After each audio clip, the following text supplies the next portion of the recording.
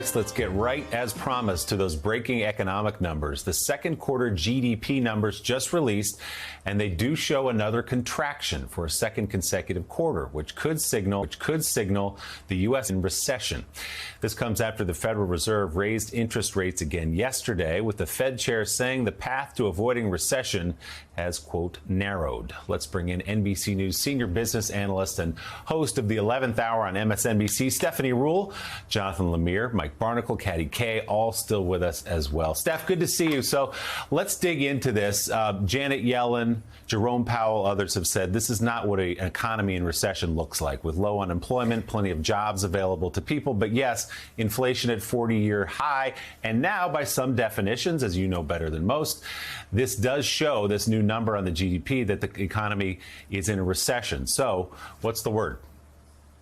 It's a very, very complicated situation. Listen, people don't like to hear that the economy is shrinking, but remember, by raising rates, that's what Jay Powell is trying to do. And to simply say, we have a good economy or we have a bad economy, come on, Willie, we have to remember what's actually causing inflation. You've got a war in Ukraine. We've got supply chain issues that are still lingering from COVID. This is complicating things, but you just laid out a few of the points. When you normally have a contracting economy, you don't have sizable wage growth. You don't have unemployment as low as it is, right? Go out down any main street in America and you're going to see help wanted, help wanted, help wanted. And even housing, while people are concerned that housing prices are getting softer, they are still above pre-pandemic levels. And remember, just a few months ago, we were hoping to get some relief in the housing market. So what we have on our hands is a complicated, confusing economy. I know politicians don't like that because that doesn't work on a billboard. It doesn't work when you want to beat the other side up, but that's what we've got. Yeah, and, you know, the inflation obviously plays into that. If it's a semantic game almost, that if we're in a recession or not, to a lot of people it feels like one. If you're running the small businesses you just talked about and you can't find anybody to work in your shop, or if you're paying a ton for groceries and gas, it feels like a recession. Willie, that's exactly it. So when you're going, consumer confidence is down. Of course, consumer confidence is down. Go purchase anything and things are more expensive. So naturally, one would feel that way. What we need to do right now is figure out what people need to do to be saving, because what we're heading into more than anything is uncertain times. But to say that this administration isn't addressing things, they are. Whether you're talking about chips, whether you're talking about broadband, whether you're talking about lowering the price of pharmaceuticals, you're actually seeing Democrats try to make moves that'll make life easier and more affordable for the American people. And while it's very easy for Republicans right now to beat on the inflation story because everybody out there is talking about it, they have not yet offered any alternate solutions. It's complicated. Yeah, and certainly the White House has been out there in recent days pushing back against the idea of this being labeled a recession, even if it technically meets the criteria.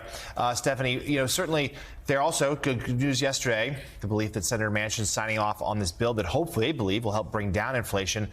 But it shows how fragile this is going to be. Senator Dick Durbin just tested positive for COVID, and they, of course, can't pass reconciliation without all 50 votes. This means he's unavailable next week. So walk us through, if they are able to get this done, whether it's next week or weeks ahead, what sort of impact could this legislation have to try to bring down inflation, which, of course, would be another sign of an economy that actually is healthier than what we're seeing in the GDP? Listen, Jonathan, are you going to walk into a grocery store 2 days from now, 2 days after something gets signed and prices are going to drop? Absolutely not. But this goes back to what Willie said moments ago. It's about how people feel. It's about what is the game plan going forward. So if this administration can get something done, it's really big. And the thing for the administration to do, rather than keep racing around talking about the definition of a recession, when my mother goes to the grocery store and she's complaining about the price of milk, she's not worried about the definition of recession. What they need to be doing is talking more about that more affordable broadband. Here's a website you go to. Once they get things lowered, potentially in terms of pharmaceutical pricing, showing people how to access that. Right now, we're just sort of in this circle with this media blitz, and it's not doing much for anyone. If Democrats can pull this off, though, it's going to be a really big deal. Steph, there's a certain amount the Fed can do domestically. There's a certain amount the White House can do domestically. But I'm looking at the headlines from Europe at the moment today, and it's about a massive surge in energy prices because the Russians are basically cutting off the gas to Europe. We know the problems of trying to get food out of Ukraine.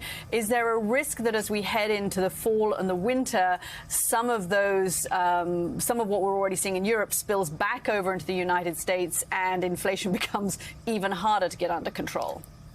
Listen, there is that risk, right? We have to remember what difficult times we're living in. The war in Ukraine is pushing this inflation situation worse all around the world. And we talk about it all the time. Inflation isn't unique to the United States. It's happening everywhere. But again, when somebody is out there buying gas, even though it's getting cheaper than it was a month ago, it's more expensive than it was a year ago. And people at the gas stations in New York, New Jersey, and Connecticut aren't thinking about the price of gas in France.